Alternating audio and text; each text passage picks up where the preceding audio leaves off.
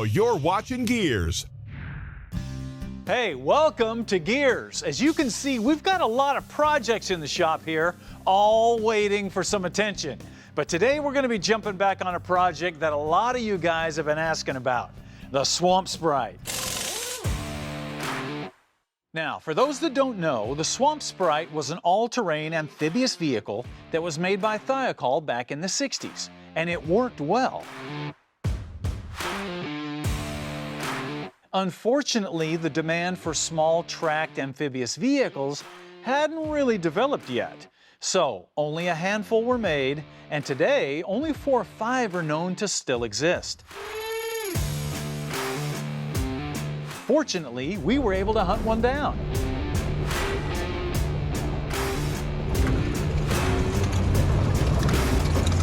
And started working on bringing it back to life.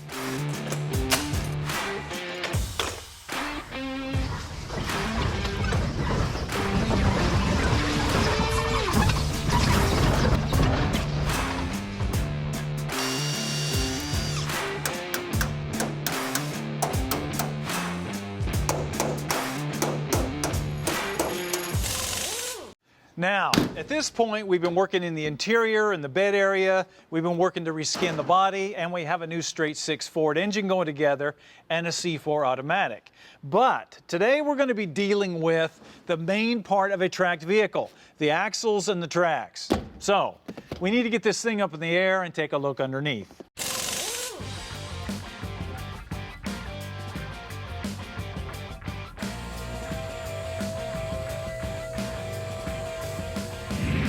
All right, the first thing we're going to check out is the bottom skin. Now, as you can see, somebody replaced the original aluminum skin with some sort of fiberglass sheeting, and it did not hold up very well. Good thing we didn't take this out into any deep water. Now, obviously, all of this skin will need to be replaced, so this thing will float again. Also, you can see where there are some rust spots in the frame rails, and some places where somebody did some creative welding. Now, all of this will need to be checked and repaired properly. Okay, what about these original Spryte axles? Well, as you can see, this is an early version of the old torsion axle, and it's got coil springs on either end to give you your torsion. The problem is that over time, these springs would break, like this one has done, and then the pivot points on the ends are notorious for getting wallowed out. So we're just going to pull these out and get rid of them. But before we do that, it's really important to notice the orientation of the axles. Notice that the front axles, the drop portion, angles to the rear of the vehicle. And then on this rear axle, the drop portion angles toward the front. That's to give us the proper clearance for our drive sprocket. It's important to keep that in mind on a tracked vehicle.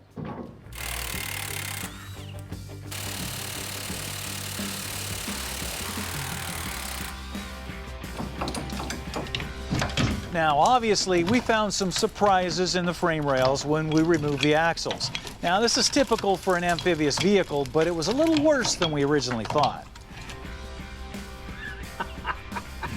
Now, the question is, where do you find replacement axles like this? Well, you don't, and you don't want to, because this was not the best design to start with, and torsion axles have come a long way since this. Take a look. Now, these are modern torsion axles like you'd find under a trailer, and these utilize the rubber torsion ends that don't break like the springs do, and they pretty much don't wear out. And also, most trailer places will make these in the width that you want, and they'll even weld on the brackets in the location that you want. So if you do this right, you can literally get some axles that'll just bolt in place. Now, the thing to remember about a tracked vehicle is all the axles work together to give you your suspension and to keep the track tension right. So they can't be too soft and they can't be too stiff. Now, these original axles were rated at about 1,000 pounds, which is pretty light duty for what that vehicle was. So we're stepping up to 2,000-pound axles to give us more strength and more stability, and that should be right there in the sweet spot. Now, if you look close, you can see that these original axles had this spacer here that dropped the axle down to give clearance under the vehicle for that spring. These new axles do not have that, so we just made a spacer out of thick-walled tubing that will drop that axle down and put it in the right place. Now, as you can see, both of these outer frame rails are completely rotten from the inside out due to water. So they'll both need to be replaced with some heavy-duty square tubing. The good news is we can use those bolt holes as a pattern when we're making our new frame rails, so those new axles mount right where they're supposed to. So in the meantime, we're going to mock these axles in place to make sure that those bolt holes are where they need to be, because if changes need to be made, now is the time to do it.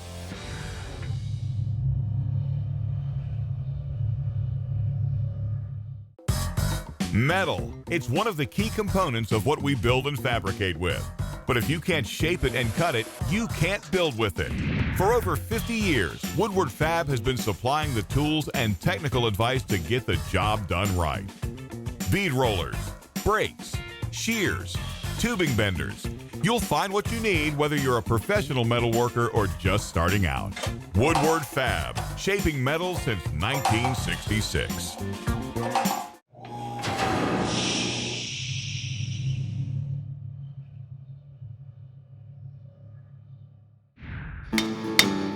Hey, welcome back to Gearz, where as you can see, we have the bottom of the Swamp Spryte all torn apart, and we're in the process of fitting those new axles under here. Now, as is typical with most projects, we found some stuff that was good underneath here, but we also found some stuff that's bad and needs to be replaced, which is why the most important thing to any project is that you understand how it's put together and why it's built the way it is so you can fix it properly. So, if you've ever wondered how a tracked vehicle or an amphibious vehicle is built, come on under here and take a look.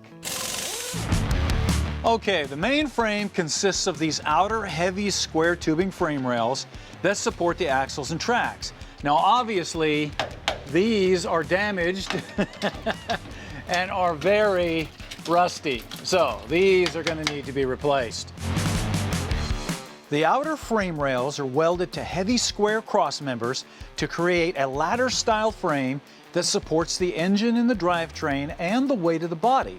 Now all of these cross members are in good shape except the front, so that will need to be repaired. Then, as you can see, a much smaller framework of angled steel is built off of the main frame to create the shape of the body. Now obviously this angled steel framework is not very strong by itself. But when you rivet aluminum panels to it, it ties all these frames together and adds considerable strength. This is the basic concept behind the unibody that joins the frame and the body together to form one unit. So, to repair something like this, all of the rivets need to be knocked off and the panels removed. And then any nasty or rusty frames need to be repaired. Then we'll just make some new skins out of aluminum and rivet them in place, making sure to use plenty of sealant so all of the seams are watertight. Because if this thing doesn't float, we kind of defeated the purpose. Now, while we're dealing with the skins and the frames and the axles and all that other stuff, we also need to be considering what is actually going to make this thing move, and that is the tracks. Because if you remember, the original tracks were shot on this thing, and you can't find replacement tracks at your local tire store. But you can find them in Canada at a place called Right Track Systems. Check it out. Right Track Systems has been making tracks for over 20 years, and their goals are simple. Offer tougher, stronger replacement tracks, and offer track conversions for vehicles that are currently running tires. And we're sending them all over the world. So we're really still the only company building an over-the-tire rubber track for trucks and trailers and these large pieces of equipment. So we have a lot of customers in mining, forestry, construction throughout the world that are needing our tracks to be able to get in really soft ground conditions, maneuver their equipment up and down hills and into sites and reclaiming roads, that sort of thing. Now, there are several types of track systems. Heavy metal tracks for dozers, full rubber tracks for skid steers, and the most common for snow and all-terrain vehicles utilize rubber belts and separate metal grousers. And this is the type of track that Right Track Systems specializes in. They start by choosing the right belting for your application and lay out the proper length and the hole spacing. We reuse belting that has been in large mines, and that belting is usually about 3 to 4 times the strength of your standard tire. So it really helps prevent any kind of tire wear or damage or puncturing when a customer is using our tracks in the field. The second part of the track are the wheel guides, and these bolt to the grousers underneath, which in turn bolts to the belting. Now the wheel guides not only give a place for the sprockets to engage the track here, but they also give the bogie wheels something to run on here. Now these side guides keep the track from sliding side to side on the bogies and the sprockets when you're turning. Now, since our original wheel guides were completely trashed, Right Track Systems made us some new ones that work perfectly with the bogies we're using as well as the sprockets.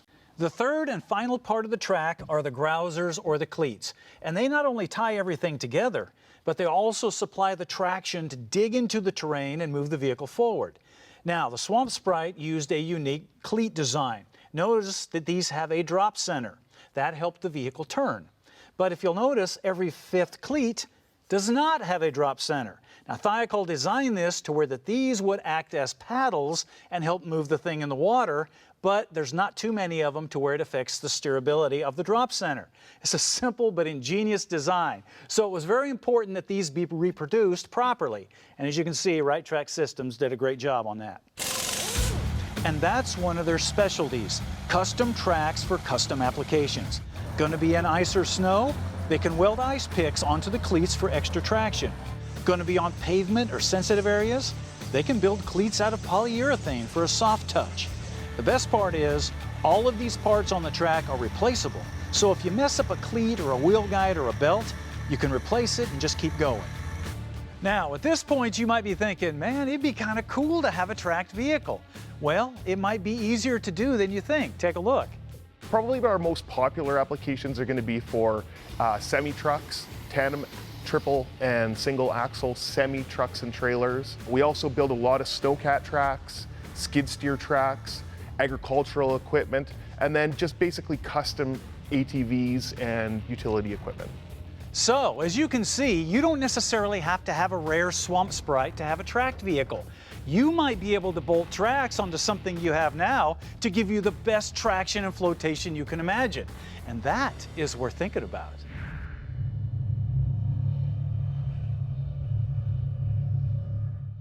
A successful automotive project takes planning and organization. But instead of using an old tablet or notebook, there's the Gearz Deluxe Project Planning Book. This was designed to help you lay out a project, the parts, the tools, costs, and keep it organized with colored tabs, a pouch for receipts, and even a place to attach photos. If you decide to sell the vehicle, it serves as a complete history of what's been done. If you have a project or plan on starting one, the Gearz Project Planning Book is the best way to lay it out and make it happen.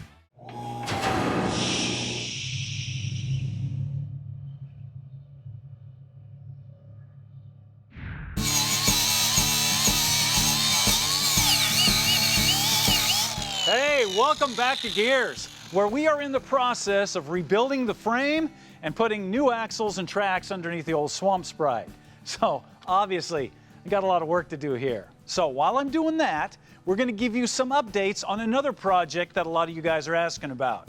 The M6GT replica that we're doing with Retroformance. Check it out.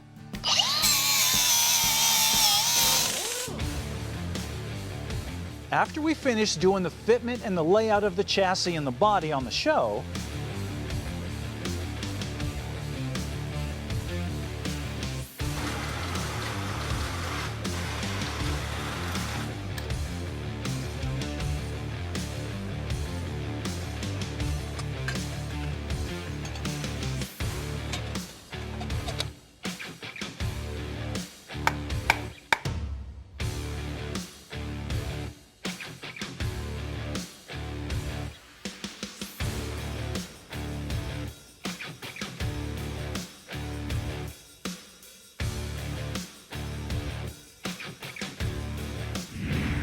the car went back to Retroformance for more testing and development.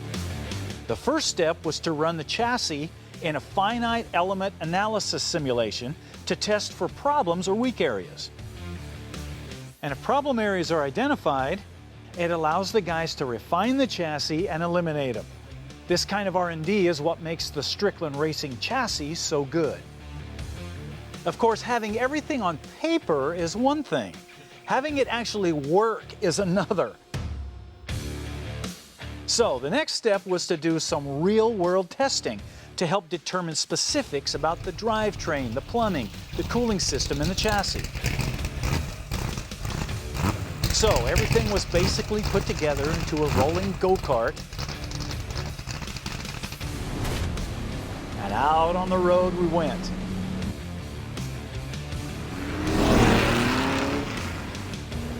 You don't really realize how low and compact this car is until you start ripping it around without a body. As you might have guessed, this is one of the best parts about building a custom car, the early testing and driving. But this isn't just a joyride. No, the point here is to gather information about the setup that can then be used to refine and modify the car to make it better. Suspension changes, steering input, seat location, braking capability, and even engine placement and tuning are all things that can benefit from this kind of testing. Now, once the chassis and all the mechanical aspects are dialed in, you're only halfway done, because now it's time to start fitting the body. And the guys at Retroformance quickly found out that the reproduction bodies were not symmetrical. So each fender had to be reworked to fit the new forged line wheels that this car is going to be running. Now, by doing it this way, Retroformance is able to widen the body and build the fenders to fit the wheels and tires properly, which is exactly the way Bruce McLaren did the original M6GTs. The aluminum side pods that fit down low on the sides of the body were another thing that was unique to the M6GT, and these were never really reproduced in the kit car world. So Retroformance created an updated design that will not only fit the shape of the widened and stretched body better, but still keep that lower aluminum pod, the air scoops, and the fuel tank location that the original car had. But there is no doubt that with all this testing and refining, the M6GT is going to be a great car. It takes a long time to bring a new component car to market, especially in this day and age where people want high quality and high performance in one nice, neat little package. But if you've always dreamed of owning an M6GT replica, your wait is just about over.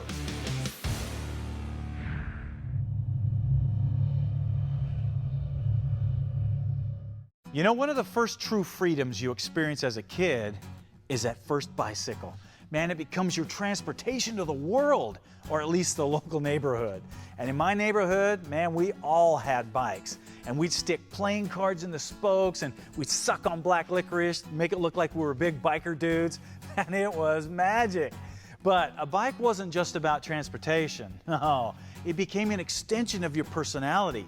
And there were all kinds of bikes out there. There were 10 speeds, there were mountain bikes, there were Stingrays, there were BMX bikes, and they all had their strengths and weaknesses. And that's where the idea for the story of the purple bicycle came from. Because just like a bike might wish it had the talents or skills of another bike, so do we sometimes overlook our God-given talents and wish we had somebody else's talents, skills, because they seem to be better than ours. It's a simple lesson, but something we all need to be reminded of from time to time.